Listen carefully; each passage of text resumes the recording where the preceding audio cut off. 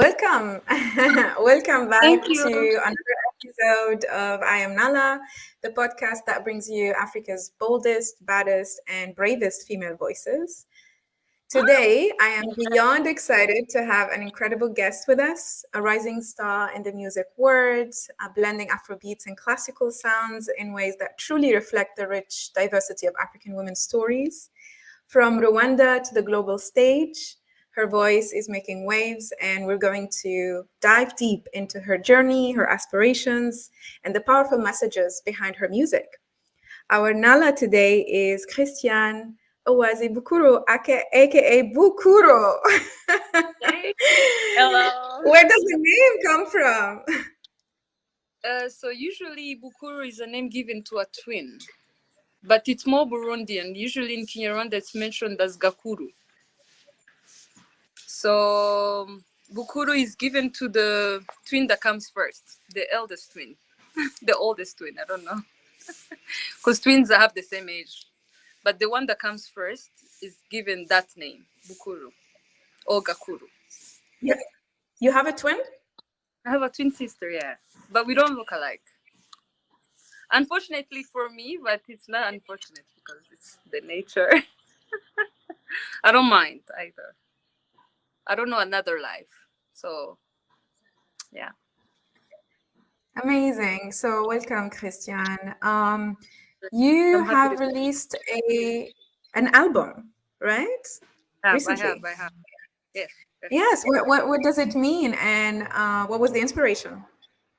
Mm, so the album is called Gikundiro, and it has 10 songs on it. It's not one story. Unlike many other albums, usually they have like one storyline, like the first song means this, and then the second song follows and everything. But these songs were created in different times, and different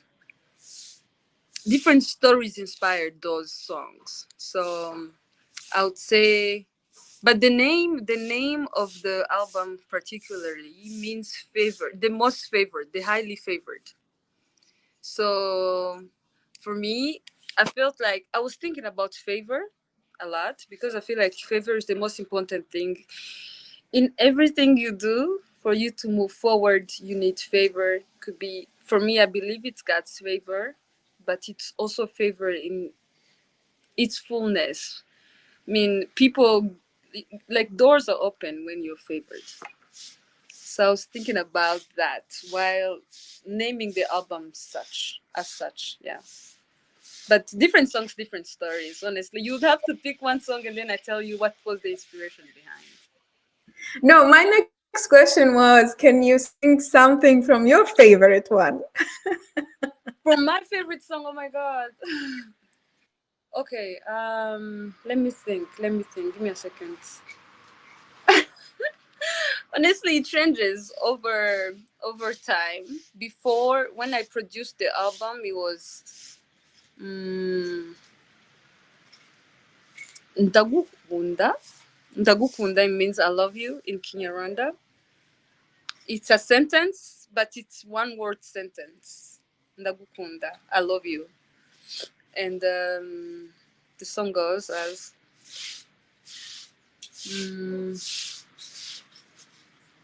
a word that goes a long way.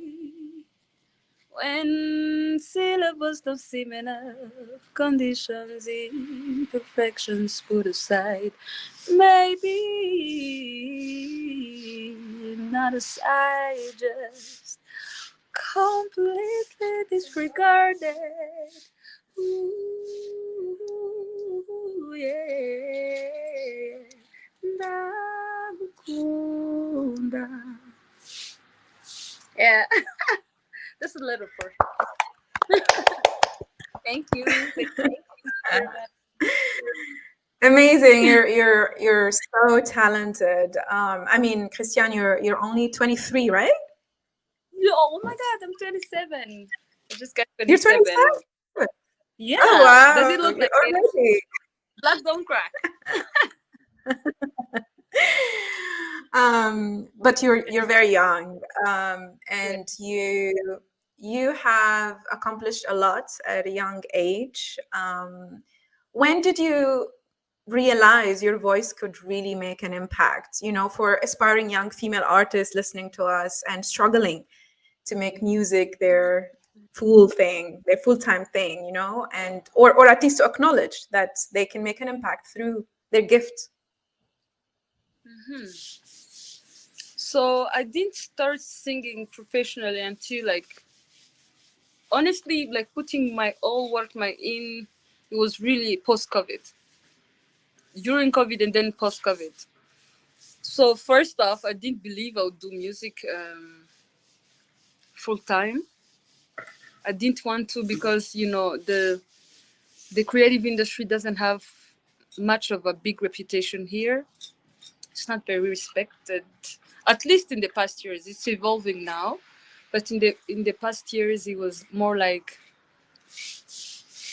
you cannot get money, and if you do, it's through some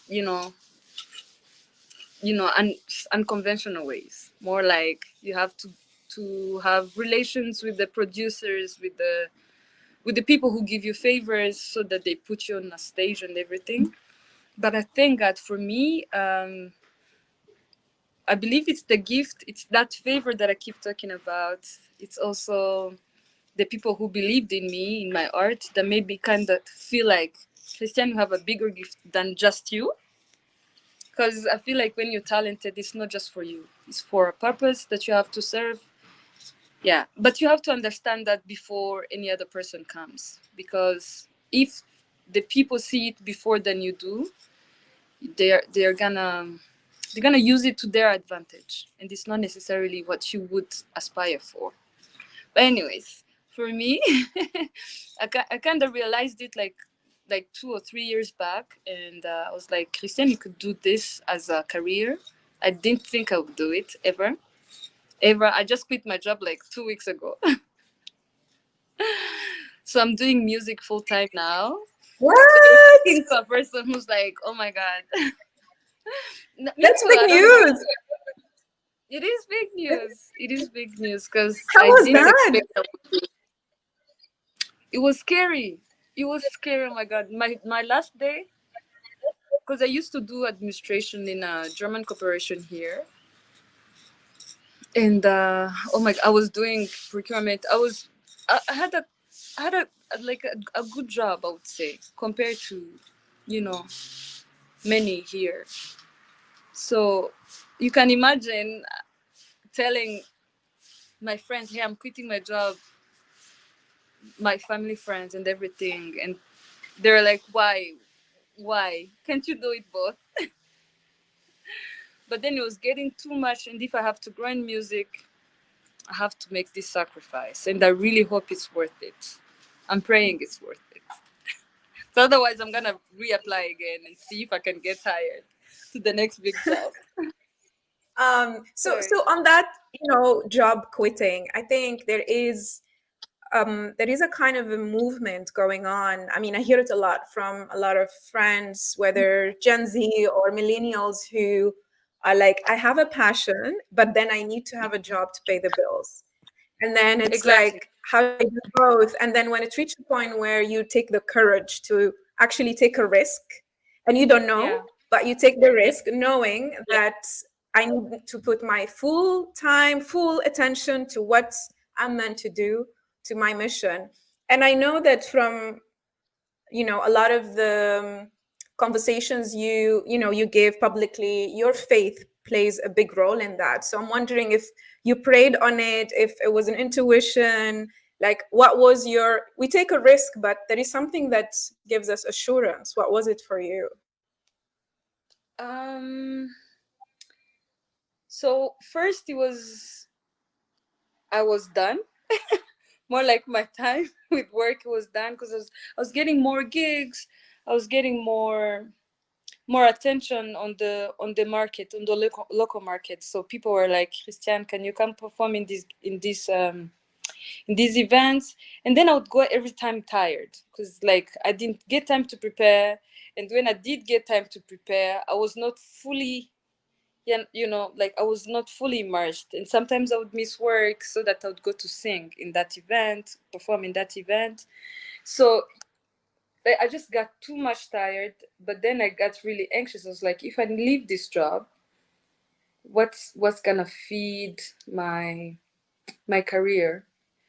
What is going to feed my own standards of living? Because I already have like a sense of what I want to dress like, of how I want to live my life. And I feel like this job kind of allowed me that, because it pays me and stuff. So it took me a year. I prayed about it, I cried about it, I got too tired. I was like, you know what, I might not even, because I was supposed to quit in April fully, and then the circumstances just kept me going forward. I feel like there was a time when I was like, I had closure within my heart. And I was like, Christian, just do it. Because you won't have any better timing. There won't be any better timing. Because if you spend so much time in a job, you get better at it. So more responsibilities come your way. So I was growing at my job. But then I was also growing in my music. So it kind of felt like, I don't know, if you love two people, you just gotta choose one. Yeah, you can't have it all. You have to choose one, and then maybe hope for the best. But for me, because I saw music was more long term, I had to choose, and I didn't have to be hypocritical about it. I had to go through. Yeah, I don't know if you get what I mean, but yeah, that's basically how I got closure within my heart. It took a long Yeah. time. Time. Yeah, yeah, and it takes time to go from one season in your life to another season, and so Yeah, there is the timing that you know, and I think that's a great message to a lot of young people and young women who don't know what's the next move or have doubt, or but there is a timing and it will come, and then you just hear it and do it. yeah. So this reminds me of question I want to ask you. If your life was a song, what would it be? If Any title, if my song title. Oh my God. Well, I did write so far. I did write a song that kind of, um, because I can't think of any other person's song right now. Not that they're not there, but right now I feel like I remember mine even more closely. So I think there's a song called Nishimira. Nishimira Mhm. is a song of gratitude. Is a song that says, with like every single thing that's been placed my way, the way I wake up, the people I meet, the post I make, the time I'm at a place, anywhere, anytime, anyhow, God makes sure it's the right event for me. So it makes me very grateful because it makes me who I am. And I'm really happy of the life that I'm living, like really, really happy, like completely. I feel like really content. So that was the song about contentment, more like. So that's, yeah, that's my life. I'm content. That's beautiful. Can we hear a little bit of the song? Yeah, yeah. Um, impano yo kubaho injyana y'ubuzima nahawe imiyaga ishyira aho ngomba kuba. Oh, oh, oh. Imana,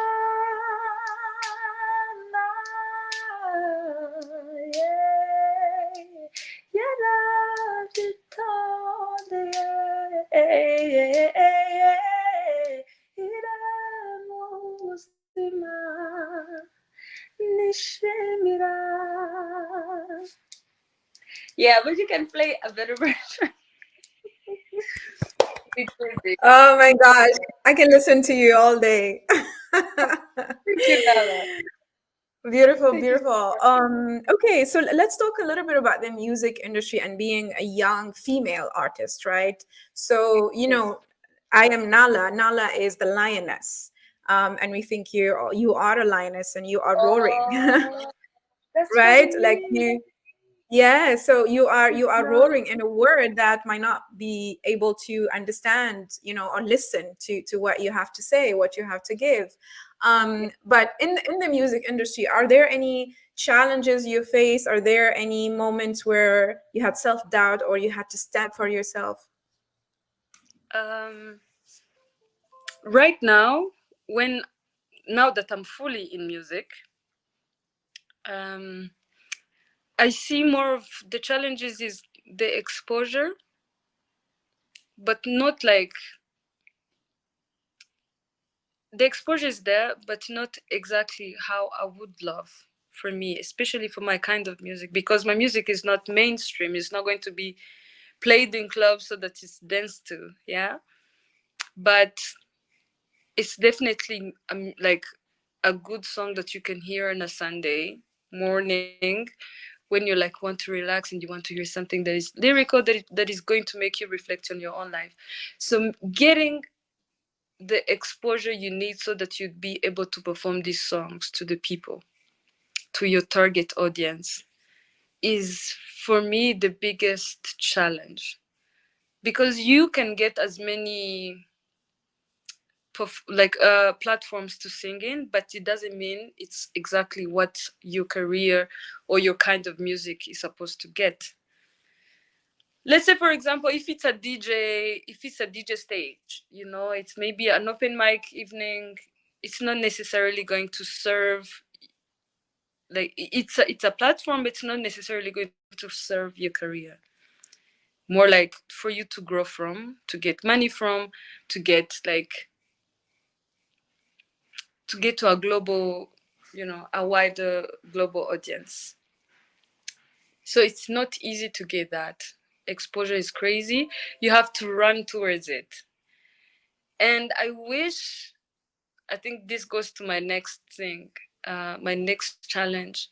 I wish I was skilled enough to know how to book, to know how to pitch, to know how to dress, to know all these things. I feel like for an artist is born with a talent. It would be much more easier if they were like people who are ready to, like, they see you and they're like snatch you, like they're like we're going to serve you, because they're able to do that.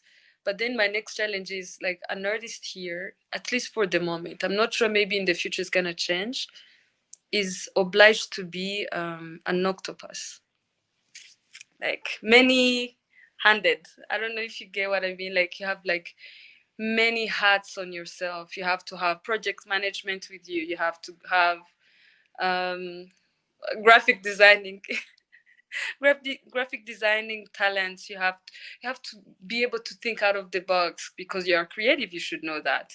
You have to be able to speak for yourself. I wasn't able to speak until like this year. Speak on stage, I was not able to. I was just, even now I'm still struggling with that. But being able Why to is that? stage, I don't know, Why is because that? I think it's because it's me. I don't have that confidence enough. I can sing, but then when it gets to talking, I don't know. I'm just like very few worded. I'm not able. But it doesn't mean that I shouldn't be able to. But it's the fact that you should know, like it's a necessity, that it makes you feel like you're very exhausted. So it would be much nicer if there were teams that were, able to take us all in, do the PR, do the thing. So you don't have to like overwork yourself. All you have to do is be able to deliver good artistic pieces. But then when you're overshared into responsibilities, I don't think you give it all. I feel like I don't give it all because I don't have it all.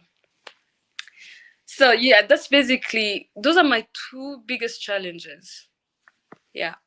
Yeah, I wanted to ask because Rwanda is knowing in the world stage for its gender equality. You know, you're the actually the parliament that has the majority of women in parliament and things like that. Do you think in your industry, gender play a role, like of having opportunities, of being supported, of being able to have the confidence and the team, you know, to build up to where you want to be? I think, yeah, Rwanda has tried their best, their very best. Every ministry, every industry, just make sure that there's like a majority of, okay, not a majority, maybe like a good amount of women being involved. I feel like in our industry, in our music industry specifically, it's still growing because, like I said, like few years back, being a singer wasn't perceived as like being a singer and a woman wasn't perceived as something ideal because it would mean that the girl has been like the bad child at home. You get, you're like, you're going to the sharks because you get so much exposure. You get people ask of things that are not necessarily godly. Or yeah, like, and we have few policies and regulations to kind of like look into that. I think now it's going to be more evaluated because there are policies being built around our our industry. But before there wasn't much, music was like a hobby. It was never a career. If you have to do it, it's like you're really going in like a hobby. You're not doing. So I feel like right now it's evolving, but we do not have enough women in the industry. It's coming, but we do not have. But if it's the exposure and if it's the involvement, our country really helps us to stand out. Like be for stages, everything. As for me, I'm even a direct beneficiary of Imbuto Foundation. It's an initiative. It's an NGO, an initiative of the First Lady, and they did this competition called Art Rwanda Hanzi, and they involved all the artists nationally. So I'm a direct beneficiary of that,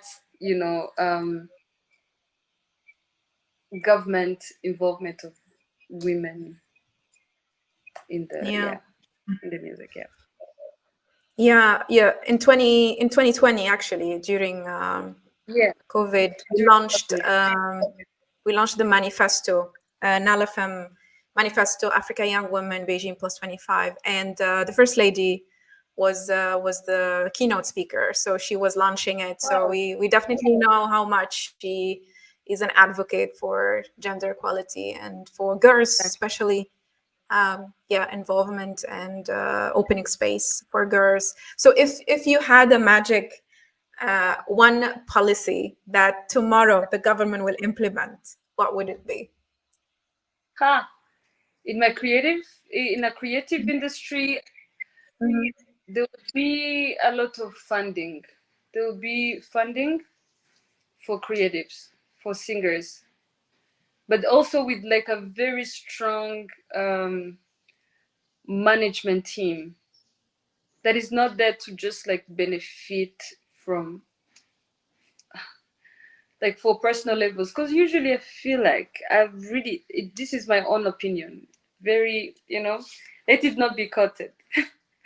I feel like giving money to creatives is somewhat of a like a fear by the government. I was like, if you give this money to an artist, they're just going to grow their own brands. It's not going to be a communal solution. So it's even harder to get the money to be accountable. Like, how do you measure impact? Well, those are the things that are very hard to like account for. So the money just is there, but cannot be given because of those same reasons. So if I had like a magic wand that's just like set a team for us people, so the money comes to us and actually does the work it should be doing, but not stay in, hanging. So yeah. Yeah. So provide the funding through human resources, capacity, Yeah. support in different ways Yeah. that might not be direct funding. Yeah.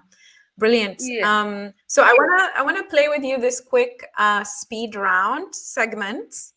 I'm gonna Okay. ask you a few questions and then you have to answer quickly, like 1 second. First thing comes to mind, just say it. Not thinking. Let's go. Let's go. Let's go. What's an African female artist you're currently obsessed with? Kairebga. Her name is Cecile Kairebga. It's a Rwandan legend. I love her. Amazing. Favorite African dish you can't live without? African dish, ugali. Like many of us. If you could perform in any African city tomorrow, where would it be? If I could, if I could, Perform in a, if you could perform in any African city tomorrow, where would it be? Senegal, So Dakar. Dakar. Yeah, sorry, city. Yes, Dakar. Yeah. What's your go-to song when you need to hype yourself up? Mm, it's called Wale Watu by Kaja. Honestly, it's the song that just comes to my head right now. But it's not the only one. I have like a bunch, I have a playlist. But for the moment, I feel like Wale Watu just gets me in the spirit. I wanna just like worship and not okay. It's not even a worship song, but yeah, Do you it's a listen to pop. that like while preparing breakfast or while in the shower or like what time? While I'm working, while I'm walking, while I'm doing my workout, like everything. And that song is it's like a worship song. It's not a worship, but it's like a worship song. It's like it goes there. There's a Amazing. spirit. Yeah. So if you would have dinner with an African leader, who would it be? Our president. Ah! Okay, let me be specific with an African women leader.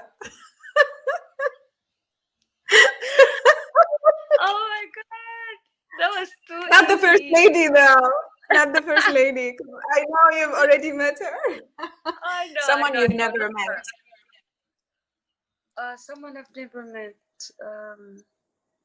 So I've actually met her. I don't quite remember her name, but she was the leader of the UN. I think I have a picture of her right now. I Amina cannot. Mohammed? Amina, yeah. She even Yeah? came to visit DSG? us in Rwanda. Yeah. Yeah, DSG Amina Mohammed. Amazing. Well done. Yeah. Yeah, speedy. Ish. I have to think.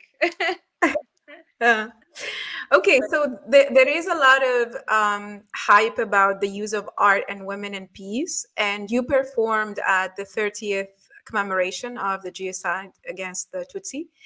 Yeah. What is the connection for you as an artist of art and peace, and peace activism, probably? I don't know, how do you feel about it, but how do you tap into the healing and strength that we have as women to really prepare for something that emotional? I mean, take us through that day and your preparation. Oh, that day? Okay, that day specifically was crazy because they were like 36, 56, 56 leaders, like worldwide leaders. It was the unsafest place to be because they were like all the presidents and leaders there. It could have, yeah, been a center of bombing. But yeah, this is off record. Do not say this. But yeah, Oh wow, you didn't feel safe? no, it Really? was the That's what you safest thought? and unsafest. Rwanda is like the city of peace, for goodness sake. But yeah, because there were a lot of leaders. Oh my god, all the enemies of the Yeah. countries presented. It could have been the best place to, yeah, do whatever.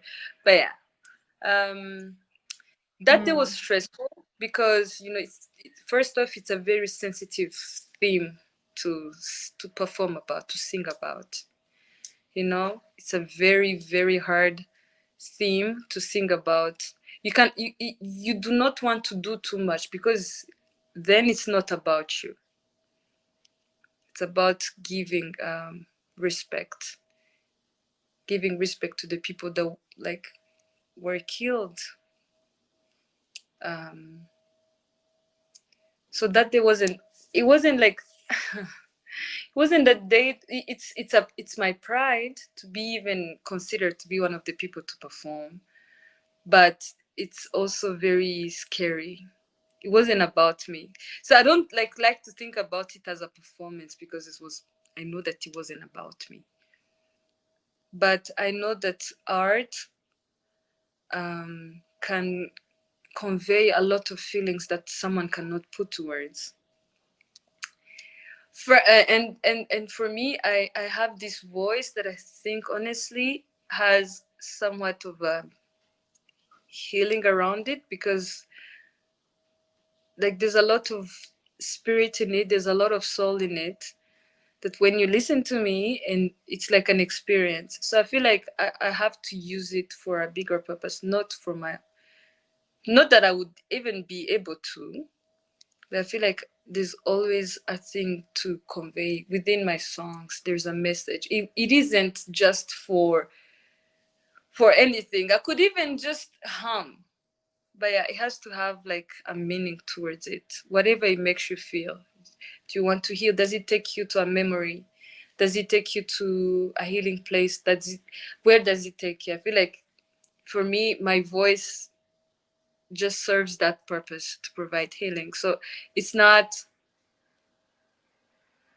how do I say? It's not like I tap in. It's like it's already that. I don't have to be in a certain environment to tap in that. I don't have to have a theme to tap in that. It's a responsibility that my voice came with. Yeah. Did I make sense by all the words that I've just been speaking? You are making perfect sense to me. So your message that day was, you feel like the purpose was peace? It was commemoration. It wasn't. I feel like it's peace, because never again, like ever, because that was, yeah, the atrocities that were done were like inhumane. So, but the purpose for that moment is, if you get to hear me, do you get to a place where like you're healing? By remembering, do you heal? Do you are you able to express, will you be able to express through the song or the melody? Because maybe you cannot say it, but can you sing with me, or hear the melody and be like, I'm conveying a feeling that I couldn't be able to speak about? And then there goes like somewhat of pomade. Comment on dit en français? You speak French? Yes, yes, like a cream, Like, or yeah, yeah. more like it eases the Mhm. heart, and puts it in a place where you can find comfort. Yeah. Yeah, yeah. Thank you for sharing that. So if you could collaborate with any African artist, who would it be? uh, there's a number. It's just one person. Do I get a passport like at least five? Yeah, yeah. So there's Kaja, but I'm not sure if she sings anymore. Angelique Kidjo. Um, what's her name? I'm gonna That's perfect. Fatoumata. You go to perform in Dakar with her. My God, the things we would do. There's also Asha. Asha, what's her name? I don't know. It's read as Asha, but it's Asa. It's written as Asa. The Nigerian lady, singer, very famous, by the way. So I feel like for me, I just listen to a lot of like, like female singers, because I feel like they understand more what I do. So Mm. this guy, what's his name? Oh my god, I'm gonna forget. He even came to Rwanda during Kwita Izina. Do you know about Kwita Izina? Mm-hmm. Yeah. So this Ismailo. Ismailo. Um that's basic. Yeah, I feel like that's my five. And aimer, bien, bien aimer. It's called aimer or bien. Bien in Yeah, Tutsi yeah, so yeah, yeah. yeah. Oh, Awesome. You have a lot of diversity. East Africa, West Africa. Yeah. man, let's go there anywhere. South Africa. I'm Pan African, and yeah, we are the future. I feel like, yeah. I Africa. mean to that. Yeah. So we have this is a last segment, which is Ask Nala, and you are our Nala today. So this is a question from our audience. We have two questions for you. Reem says, "How do you stay motivated when you hit creative blocks? Any advice to pushing through tough times?" Mm. Um, I'm a Christian, so I feel like nothing comes out of me is my own. So every time I feel like I'm blocked, I I I pray, and I'm not trying to be like really conventionally correct or politically correct. So I usually make sure I pray, and then I meet a lot of people as much as I can. And like somewhat, somewhere, somehow, I'm gonna get an inspiration of one story to sing about, to write about, to talk about. And yeah, the creativity comes through that. But that's basic. I usually go in church. There's this chapel. It's called Saint Dominique. I feel like it's the most church that has seen a lot of my breakdowns that I don't usually like to share, to show, even because I'm a very, very, very lively person, happy person. But then there are times where you're like, okay, what is my life going to be like? God, open my eyes so that I can see, like forward. So I usually pray and then meet a lot of people as much as I can. Yeah. Hmm. Yeah. So Kene says, if you could give one piece of advice to your younger self, what would it be? And I think this also speaks to any young African girl trying to find her voice, and whether in music or any other talent. What would you say to your Um, younger I I think I'll tell them that nothing is unattainable. Nothing on earth is unattainable. Like there's no dream that is too big for you. There is no space that is too big for you. There is no person who cannot speak to you. If it's in the right time, if it's in the right time, the right setup, nothing is unattainable. Even till now, I feel like I have to tell myself that like nothing is attainable. But when maybe the only thing that you have to be is patient, because some things don't come like right away. It's not like you close your eyes and open, yeah, ta-da. It's not gonna happen like that. So you just have to be patient. But nothing is there are times I feel like, will you be able to travel? Will you be able to sing on the stages that you sing at? I've seen the stages that I've sung at my 2 years singing career. It's not the biggest. It's not the longest. I know for sure that I could, like years back, I wouldn't have believed it. If you would have asked me, I wouldn't have believed. Because first off, I didn't want to be a singer. Second, there's no way. I'm not that big. I'm not that famous. So there are stages that I look back and I'm like, how did I get here? So it just makes me feel like nothing is unattainable. When you're at the right place at the right time in the right setup, it's gonna happen. So like Christian, just keep pushing on. And anybody who's hearing me, like listening to me, nothing is unattainable. Just be encouraged. Even if it sounds like delusions, yeah. Keep living that delusion. It will end up happening. Yeah. Amazing. A great advice. We usually close the episode with a affirmation or a mantra that keeps you grounded or motivated. So our kind of slogan is I am Nala. So I am Nala means I am the lioness. I have agency. I am badass, and usually my Yeah. mantra, I am Nala because my voice is my power. So why are you Nala? You can say it also in your language. It doesn't have to be English, and then you can explain to us. Ah, I I am able. I am able. Ndashoboye. Yeah. I'm So, so able. you say, so you say, I am Nala because, and then I'm you able. finish it. Oh, I am Nala because I am able. I am Nala because I am able. I'm Nala because I am the person. I'm the biggest person that I think I am. That I think I am.